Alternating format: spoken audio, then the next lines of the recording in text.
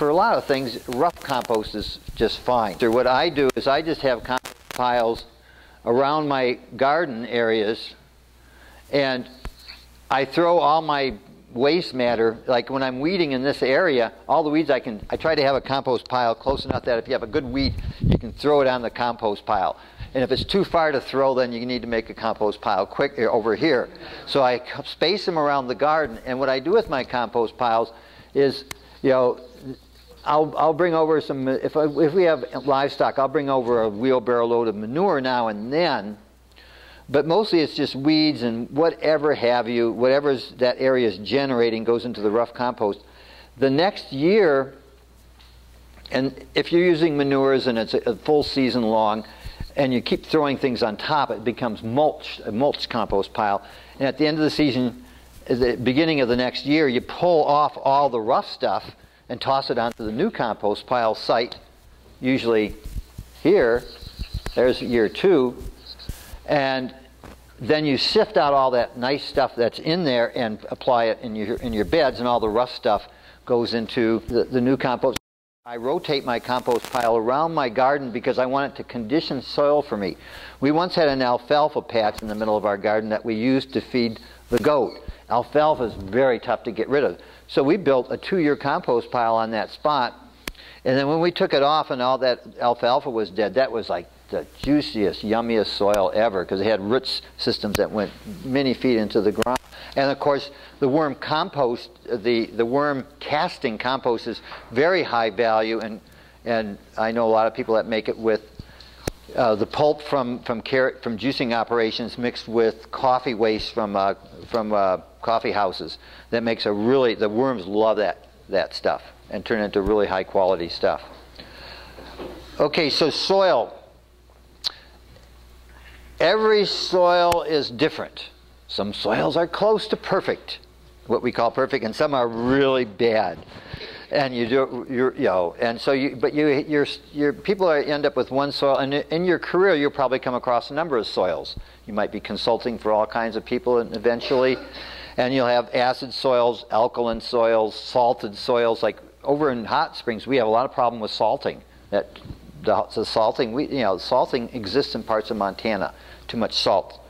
And so we have salted soils. We have really, the bottom of Lake Missoula, that heavy clay bottom of lake soil isn't very, it's tough stuff to work with. And the worse the soil, the more, you could say the worse the soil is, the more you have to add to it, is one way to look at it. Another way to look at it is that what can I grow here that will grow well even though I have this type of soil? So there's 2 ways to look at it. In zone 1 and 2, you're bringing lots of stuff in and you're making it like chocolate cake, the good stuff. But out in your further out zones, especially in larger properties, all you can do is come up with the plants that will grow well there because you don't have the resources to do the inputs to bring it up to the good status. So that both strategies apply, but I like to make my zone 1, 2 gardens really juicy, and so in a large scale thing, I go out and take soil tests and see what the soil tests say. But for the yard scale, it doesn't really matter. I think almost all of us intuitively can look at soil and say whether it's good or bad. Is it loose? Is it smell good? Is it full of life? Is it like heavy clay? You can say, oh, it's heavy clay. Or is it sandy or gravelly? You can tell an awful lot just by looking at it. And the solution for almost every problem is add organic matter. The more digested the organic matter, of course, the faster the action. Eventually the soil will digest everything that you put in there. Some things you only apply to the surface, some things you apply in the soil. So you can use almost any organic matter to benefit soil. If it has heavy toxics in it, then you don't want to bring it into your property. But there are toxic soils, and so permaculture should know how to deal with toxic soils. How do you detoxify them? You do that with fungi, with microorganisms, with certain, you can select the things, but over time nature will detoxify almost everything. Uranium has a really long shelf life. Lead is really hard to transmute. and it's hard to get out of the soil. What happens with arsenic and lead, I grew up I have a farm in an orchard area where they used a lot of lead arsenic in the 30s and 40s, 20s, 30s, and 40s. And so a lot of the orchard soils has lead and arsenic, and it migrates with water and irrigation over time. It migrates to about 18, 20, 24 inches in the ground and just sort of stays in that zone. So you don't want to disturb the soil too much. And, and if you have polluted soils, if you're growing in a city, for instance, then the higher the organic matter, the less likely the plants will incorporate toxic material into their tissues. In other words, you won't pick up heavy metals as much. If you do have really polluted soil, the safest thing to eat is fruit. Fast-growing greens pull up a lot more and put it in their tissue. A fruit has like a placental barrier, in a sense, that tries to keep the baddies out of the seed and out of the fruit. So fruits are the safest things. Tomatoes, squashes, raspberries, anything that could be a fruit is better than a leaf. And a root is a little bit more suspect because it's in touch with the soil. You want to scrub them extra good and maybe peel them. Leaf is the least likely thing you want to use. Fruit is the best. Root is sort of in between, is in the between, but also seed tends to concentrate metals and things because it's concentrating things. So seed is also suspicious as a crop in a polluted situation. If it's heavy metals, then you want it off the site. Once you've concentrated it, you want to get it out. And so in some places they take the plants they've grown on the toxic sites and they take it to the smelter to extract the lead from it and put it back into industry.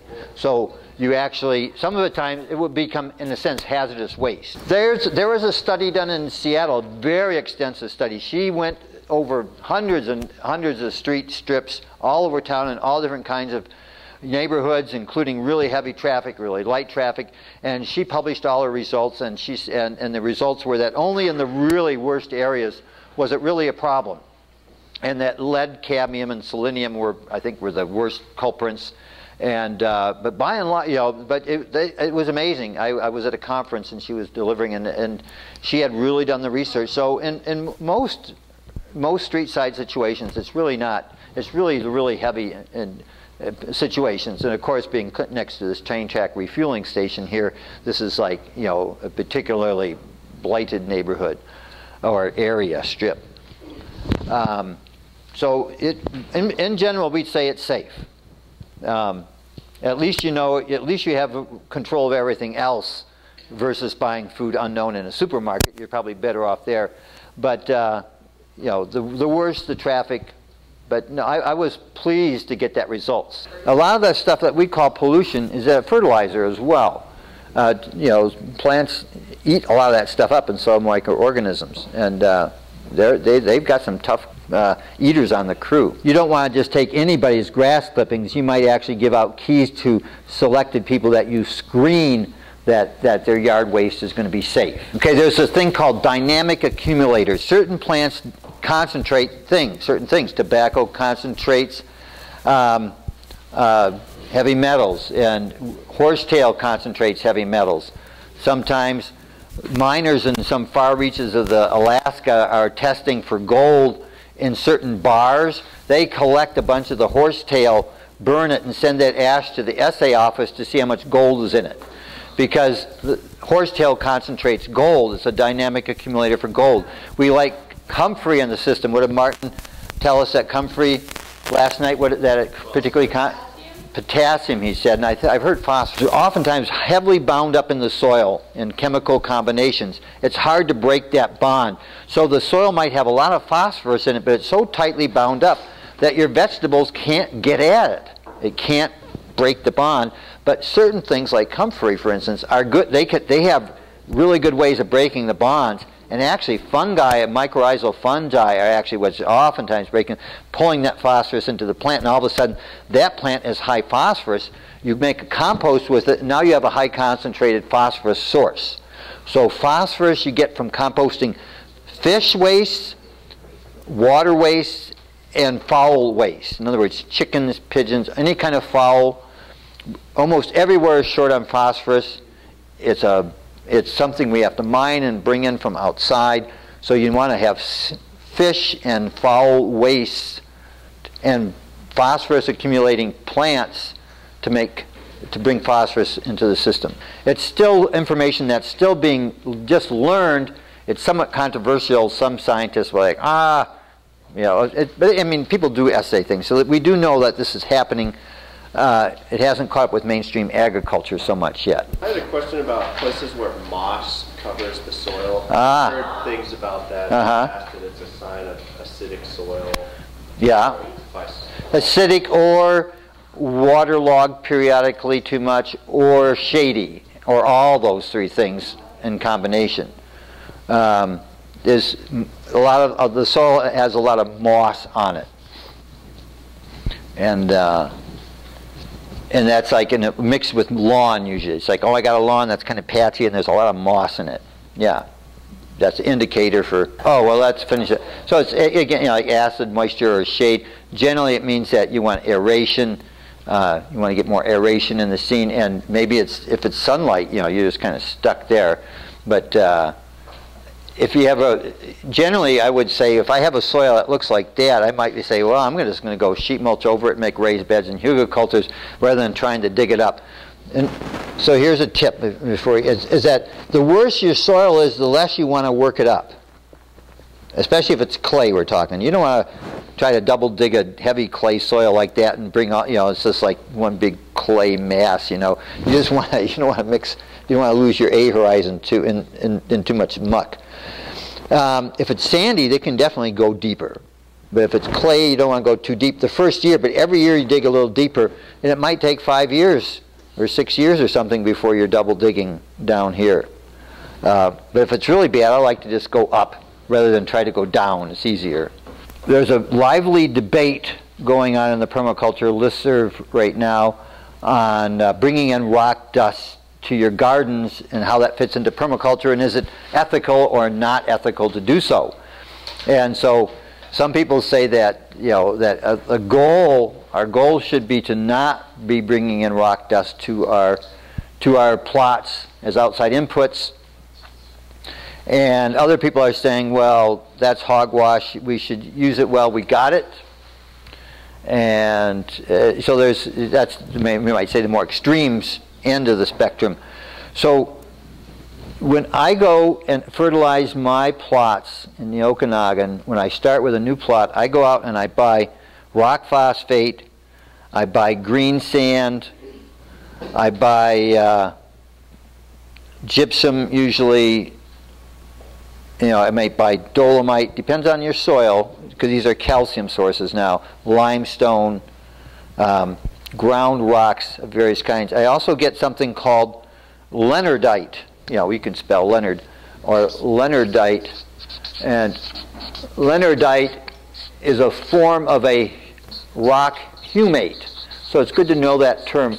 A humate is a humus that has been buried by sediment in the earth, crushed, heated, and it's now you might say, fossilized humus.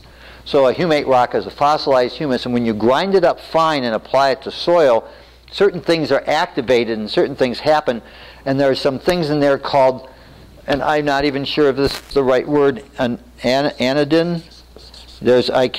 I'd have to look this up, but there's little tiny particles, almost you might say subatomic particles, that there's a certain, a homeopathic kind of thing happens in the soil, and certain things are activated, and it's good for soil. The mechanisms are still a little unclear to me, but these rock humates in very small proportion can achieve big results. So and the main source of that is something called Planters 2, and you can go buy that in the bags from the natural. Planters 2, and the 2 is like that. Planters 2. And that stuff, I like to use leonardite or Planters 2 as a small part of my mix. Here's how I apply it to my garden. I get a wheelbarrow full of composted manure. I wheel it up to my bags. Here's my bag stash. I put in I tip up and use maybe a fourth of a bag of the dolomite, and maybe a third of the, eighth of a bag of the leonardite, of the green sand, and maybe a tenth of a bag of rock phosphate, and then several yogurt containers of the Leonardite, and then several yogurt containers of seaweed extract. I buy kelp in the 50-pound bags from just a regular old fertilizer store, J. Ellison or whatever the big, your farm stores. I go to the farm store and say, I want a 50-pound bag of kelp, and it's running around 80 bucks, I think now. And so I add all that to the manure, and then I take a shovel and mix it all in, so I have this nice, relatively uniform mix of all this goodies.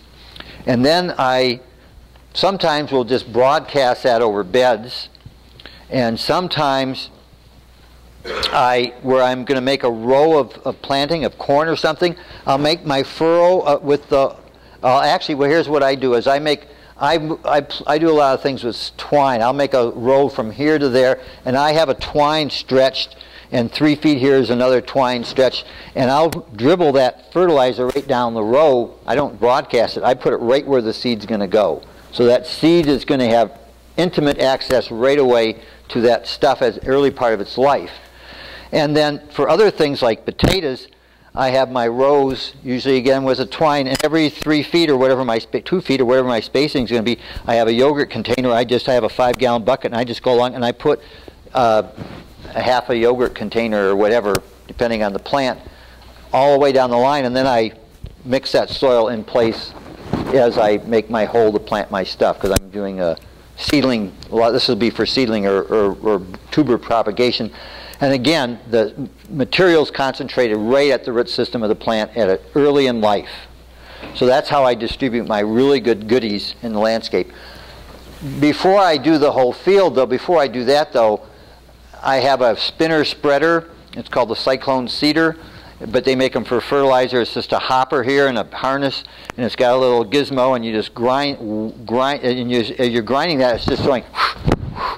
You could have seed in there. You can use it for seeding. I use it for seeding things. Cyclone, as in a hurricane. Cyclone Seeder is a kind of a brand name.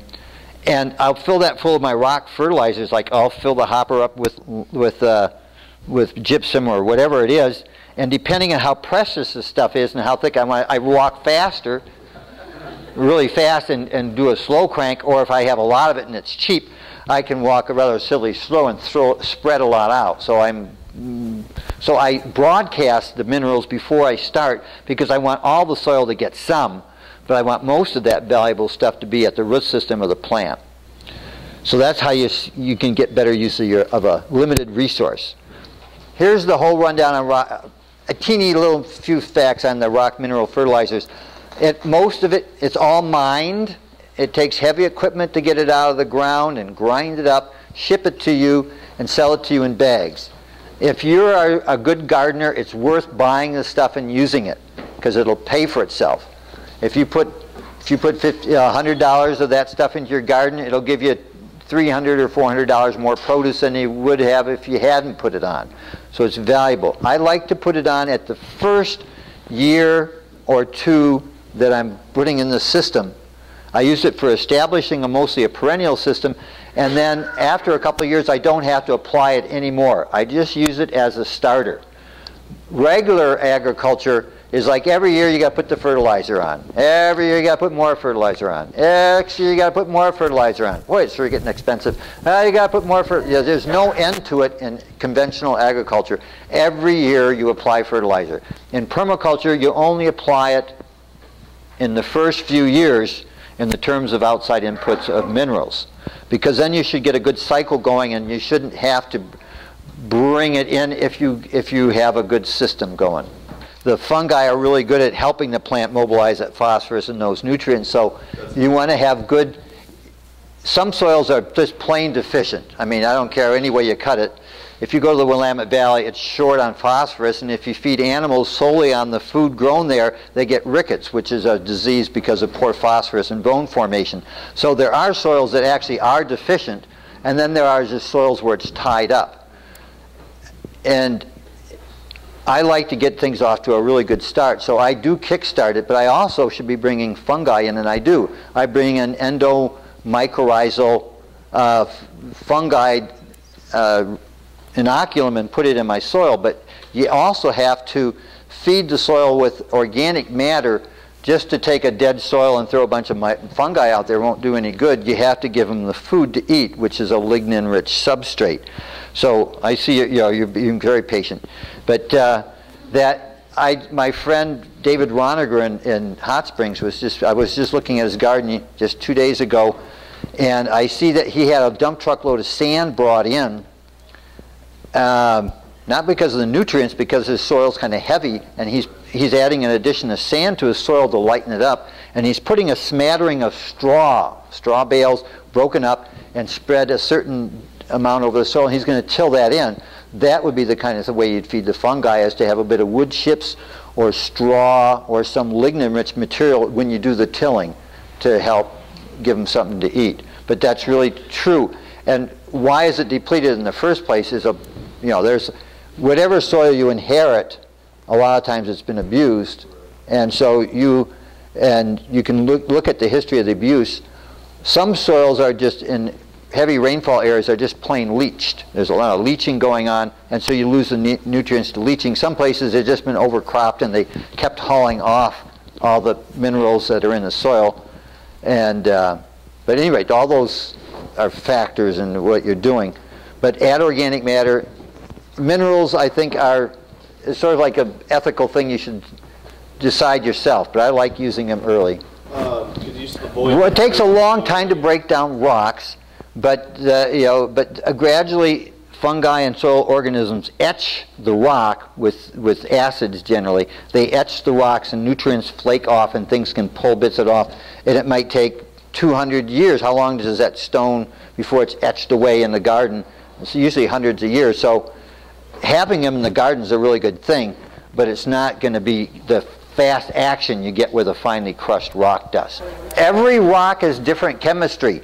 If you use a limestone-rich rock as a mulch around a rhododendron or a blueberry plant, it's going to do hate it, because that's alkaline rock and it wants an acid-loving thing. Some things are, a lot of things like alkaline soil. So you put, in other words, every rock is not created equal. Some rocks have high nutrient high nutrients. Clay shales, for instance, are really low in nutrients. Sandstones are low in nutrients. Basalt is rich in nutrients. Limestone and rock phosphate, and those are the things we dig up and move around. Where's the nearest good mineral-rich rock in your area? And so one of the things we need to do in Missoula as a state, and certainly every county on the county level, what is every rock grinding operation in the county? What is every gravel making operation in the county? Where is anywhere that rock is being cut and used for tombstones or whatever? Where is rock dust being generated with the current industrial apparatus we have? Can you get your hand, what kind of quality is that rock? Can you get your hands on it? What's it good for in the soil or not good for? And some soils are toxic, high selenium content, for instance. You wouldn't want to use uranium ore rock for your garden soil. So in other words, we need to know all about all these different. Granites are usually good. Basalts are good. Anyway, it's a very complex. Anytime you use an accumulator plant, you compost it or let it die in place or whatever. It happens naturally. Once you got it in the plant, as that plant decays in whatever form it decays, it releases it. It is bioavailable, is what it's called. The phosphorus before was tightly bound up. Now that it's in a comfrey leaf that's rotting on top of the soil, it's bioavailable, and it's much easier for it to be moved around in the life chain. It's sort of like once you extract it, now you've got it. And at some point it can get tied up again. But the goal is to get to a soil chemistry that you have a good, what they call good CEC, or cation exchange capacity. And that's a good thing to study for homework. If you really want to understand soils and human health and nutrition, go read the Albrecht papers. Albrecht papers, and Acres USA will sell his books. He was a famous soil scientist from the middle of last century and just really uncovered what's happening in the soil chemistry a lot. And he talks a lot about cation exchange, and all those, how things get tied up, how they get released again. And so it's a fascinating reading, and it's written for farmers. So let's talk about inoculant, because we talked about fungal inoculant. We talked about, but there's bacteria inoculant. So there's something you should also research. This is getting a little cluttered. Let's talk about EM. And what's that stand for? EM. Huh? Someone's had it. Effective microorganisms. Effective microorganisms, yeah. And where is it developed? China, Japan. Japan. It's a Japanese and basically what they're doing is brewing up a special blend of microorganisms that will really work good in a soil to make things, to make the soil chemistry juicy and feed the plants. And you want a good soil life in there. So it's inoculating your soil. But we can do it ourselves. We don't have to buy the stuff from Japan. That's, too far. Make your own by making really good compost, making compost teas. And most people know about compost teas now. It's a big thing. You get a really good quality compost. You throw it in a vat. And it's got an aerator in it, a gizmo here with a motor and a vein, and it's sometimes actually moving around and circulating the water. It's bubbling air into there. You add molasses and other goodies to feed the microorganisms and you brew up a batch of compost tea, and then you spray it on your crop or your fields. So that's compost tea, and so that's a form of microorganism inoculant. You can find methods on the internet now. They'll tell you how you can make your own soil microorganism inoculant.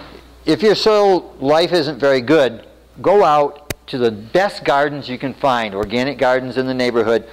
Get a 5-gallon bucket full or a small little pail of soil and bring it back to your garden and dump it in there and mix it in. Go and inoculate your soils from the best find a virgin native prairie soil as close as you can find, and dig up some of that soil. Go to a forest ecosystem, especially a hardwood forest ecosystem like under cottonwood trees or aspens, and dig up some of that soil and bring it back and dump it into your system, especially into your hugelkulturs especially, but just even into the system. I find that if I go off into what I did one time, I went out, I wanted to get some dust from the forest. Got a nice rake and raked up all that litter, all that humusy stuff, put it in buckets and took it and spread it around my garden as inoculant. And one of the things that really surprised me was the next year I had a lot of native wildflowers that grow in the forest floor spring up as part of my weed flora. And so by doing some of these things, you inoculate your soil with every soil has a soil bank. Maybe this will be our last thing to go through here, or a seed bank. So if you till most soils in our agricultural zones, and then you just the rains on it and then everything pops up, what's going to pop up mostly? Weeds, European invasive plants. And a certain amount of, a lot of times there'll be a lot of grasses, quackgrass and cheatgrass. It depends on where you are, but a lot of non-native grasses in there and non-native weeds. And when I go into my garden, I have changed my seed bank. When I went into the garden, there was a lot of weeds. Anytime I tilled, I had this perfect green manure crop of weeds came up. Why bother buying green manure plant seed, green manure crop seed? I just, boom, whatever came up was the green manure crop. Then you till it in. They say that if you till your ground long enough and keep getting rid of the weeds, that eventually you exhaust the weed seed bank. Some seeds will last 10, 20, 30 years. It takes a long time to totally exhaust a seed bank. So it's one of the things you do when you're doing a cover crop the first year, is part of what you're doing is exhausting part of the seed bank. In my garden, I have a ton of vegetables come up everywhere. I never plant red mustard anymore. I don't have to plant lettuce. I don't have to plant lots of things because I'll let it go to seed. And next year, so I have the parsnips are now growing they're spreading really fast. Parsnips really like to volunteer, and they start spreading around your system. So I get plenty of parsnips, lettuces, various kinds of greens. Endive, I have all the endive I need. I never have to plant dill anymore. I don't have to plant episode anymore. So there's more and more things I don't have to plant anymore. That saves me time and work. They just grow here and there in the garden. It's kind of like Sepp Holzer. It's like so over time my seed bank has weeds, and it also has veggies, and if I bring in that inoculant for native seeds, I can also have native plants as part of the mix too. So I want to have, and actually over time I found that in my long-term things, I got Nanking cherries coming up over here, I got apples. As things come up, you can pick and choose which you want to have in your garden. And probably the thing that kills most gardens, is this true? If you get a really good garden established and you had good soil and you planted it, probably the biggest cause of failure is not weeding enough and letting the weeds outcompete your plants. And then, of course, probably under irrigating is big. Dogs, cats, neighbors, whatever. There's all kinds of reasons gardens fail, but a big one is weeding, lack of weeding. So you want to have control over your weed bank. My garden is full of weeds. I have a lot of weeds. I love my weeds. I'm quite fond of them. It's like they're my friends. And are we getting close? I had a garden that I meticulously weeded, and I rototilled in between the rows to get it established. And I had it looked great. But I noticed the ground was starting to get compacted, and it was like, oh, it's not done so good. It's like, because I had perennials, and so it wasn't like you can go in and till it up again. And it was a combination of irrigation, walking, a bit of tractoring. And then I lost I didn't have interns for like 2 or 3 years in a row. And I had 2 acres of ground to manage. And the weeds just went crazy. And between every row grew up a forest of weeds. And it took me a year to realize it. But man, those weeds saved my butt. Because now when I walk down the row, I'm not stepping on the soil. I'm just stepping on weeds. And their roots are deep into the soil. Some of them are deep rooted, some are shallow rooted, but I'm creating all this organic matter. It's capturing all these sun's energy and pumping it into their root systems. My perennials are doing great, and I have my soils covered with live plant material, and so I use weeds as a plant cover in between perennial systems. And the way I manage it is I've got a row of motherwort and a row of lemon balm maybe on this side, maybe a row of shrubs, and I got a big patch of weeds in the middle. I have my slasher. It's on the wall right next to Mike Fink there. There's a couple of tools right in back of that stove, a hand tool with a little handle. I take my slasher and I work my way down that row, and I cut all the weeds off about that height and let it fall on the ground as a mulch, or I rake it up and then take it somewhere else. Yeah, pass that up. But this is one of my most used tools. I use these a lot in my gardening. And this is my main weeding tool, because I just cut the things. It's a serrated Japanese sickle, sometimes called a kama or a Japanese sickle. And it's really sharp, and I tell my workers they cannot use this unless they have gloves on their hands. It's like, oh, I'm tough, I'm accurate, I'm young, I never cut myself. Well, sooner or later you're going to cut yourself with this. So wear a glove. And I don't know if you can even get them here. They're hard to find. I have several sources. But I'm just down here like this, cut. And as it's really tall stuff, I have to sort of gather it a little bit and help it fall. But I can cut through a huge amount of area with this. This is a great tool for cutting. I use it for harvesting my herbs. I use it for weeding. Or for slashing weeds. So it's called a slasher in my farm. These are really good, and so I use weeds and I control them with the slasher. But I don't let weeds happen the first year of a new planting, maybe even the second year. I wait till the 3rd year and the perennials are well established before I let the weeds really get going. I make a lot of money on dandelions in my pathways. My pathways that I slash, because dandelion you can slash the top, it just comes back gangbusters. By the end of the season you've cut it several times, it's leaking all that nutrients, but it's made a nice root. and then I sell the root. So my pathways are part of my production areas. Suffice it to be said, almost everybody can garden, and almost everybody can be successful. It's not rocket science. It takes a few years to get really good at it, but everybody should get really good at it, or almost everybody. And so the goal is that 50% of all the food production in the world is done at the home garden scale.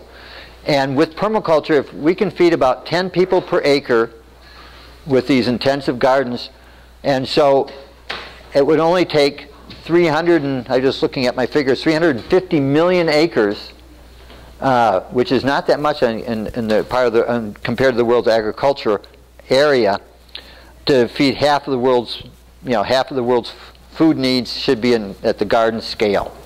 And that would free up huge amounts of farmland and dastardly farming to boot out there, so that we grow it here. So that's the goal, is 50% food production everywhere below the permafrost line. Right, well, I give the statistics last night. I think 85% of the fruits and berries, 75% of the vegetables, 50% of the meat, and 45% of the dairy production in Russia is produced at the home level. However, we have to bear in mind, I don't believe those are the statistics of, is that 85% of all the fruits and berries eaten in Russia, or just produced in Russia? Because Russia imports a lot of food, but not so much fruits and berries. They're probably importing more like probably some grains, probably some meat, I believe. So Russia is importing food, but of what it produces itself, and Havana produces supposedly 60% of its food within the city limits of its vegetable food. Now it's not, or did they say even total food? But anyway, you can achieve really huge amounts. There's no doubt that we can. Most urban areas can produce huge amounts of the diet needed within their footprint of the city itself. And so that's what we should be aiming for, without being absolutist about it. Hey, we saw you have a lilac tree over there. You're going to have to take that out and replace it with a currant bush. Sorry, that's the law. Now we don't want to go overboard, but we do want to really increase the food production. Right, in some cities now, it's like, hey, we notice you have a food plant growing there. That's illegal. It's against the community covenants.